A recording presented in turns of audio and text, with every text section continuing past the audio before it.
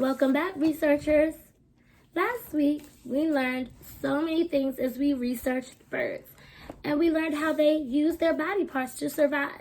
More specifically, we learned how birds use their feathers to survive. We created a class note sheet that told us about different types of feathers, and you guys even drew scientific drawings of the feathers. We also created a piece of shared writing together and learned how to begin to write an informational paragraph.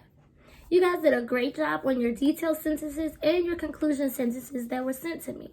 I'm so excited to now get to research another part of the bird and find out how a bird uses its beak to survive. Our new text for this week, like I said in our morning message, is Beaks by Sneed B. Collard III and illustrated by Robin Brickman. Our learning target for today is I can research information about different types of bird beaks using the text Beaks. Unlike how we did with feathers, we're not going to read the entire book all at once.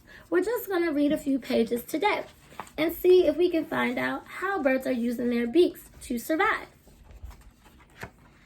So, let's get started. Said birds have no teeth, no hands, no antlers, horns, or spines. But birds have beaks, and beaks are enough. Birds use beaks to get food, but not all beaks work the same. Small beaks peck. Sparrows, like this one here, hop along like little kangaroos, pecking at things that look tasty. Their favorite food is dry seeds. When they find a seed, the sparrows use their short cone-shaped beaks to crack the husk and swallow the seed. Sparrows can move their upper and lower bills from side to side. This helps them handle even tiny seeds without dropping them. I know you're probably wondering, what is a bill, Miss Carter? A bill for a bird is like your top lip would be their upper bill and your bottom lip would be their lower bill. And it's saying they can move them from side to side and up and down and keep that seed in there. The next page says, heavy beaks crush. Macaws, like this pretty bird here. Macaws like sparrows. Many macaws eat seeds. Unlike sparrows, macaws eat very big seeds. With its heavy, sharp beak, the scarlet macaw cuts through the fleshy green fruit of an Indian almond tree.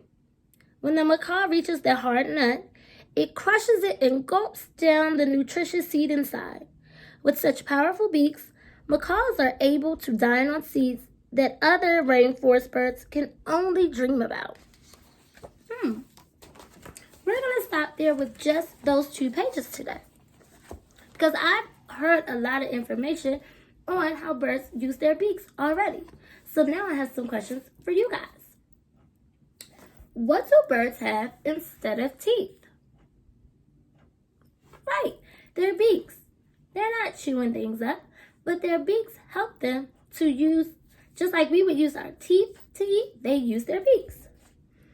What is this bird doing in this picture? What is he doing?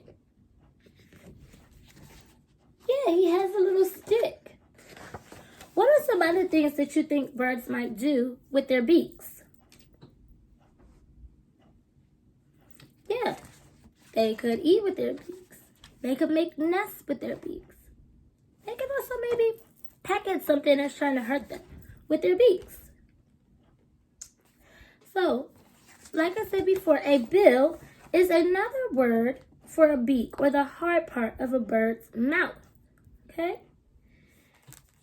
And birds use their bills and their beaks in different ways. As we read these 2 pages, I noticed a lot of text features that we've already gone over. What are some of the text features that you guys can see just on this page? Right. We see that dark print at the top there. It looks like a heading. And we also see these beautiful illustrations. We know that sometimes headings are not just a couple words, but they could also be a phrase like this.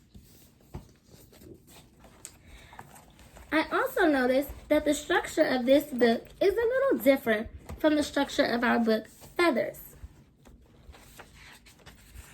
But I think that the text features that are in this book will be very helpful for us in understanding how birds use their beaks. Now remember, our research question is, how do birds use their beaks to survive? And on our class notes, we have a lot of information that we need to fill in. And I need you guys' help. So, I've created our class notes, just like last time, and you guys are going to help me fill it in here. It says, how do birds use their beaks to survive? And just like last time, we're going to describe the beak using an adjective. And then we're going to say, how does this beak help the bird survive? The beak, what? What does this beak do for this bird? Now today we learned about two birds. We learned about the song sparrow and the macaw. Using what you've learned, I want you guys to help me fill in these parts of this chart.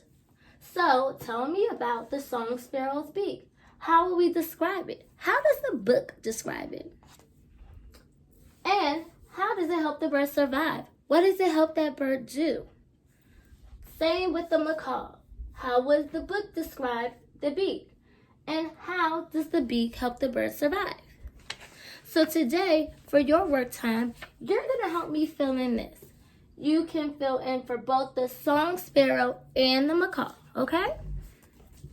I can't wait to see what you guys put. I'll also put a copy of the pages in your slide deck so that you can look at the text on your own and go back and find the evidence that we need for our class notes together.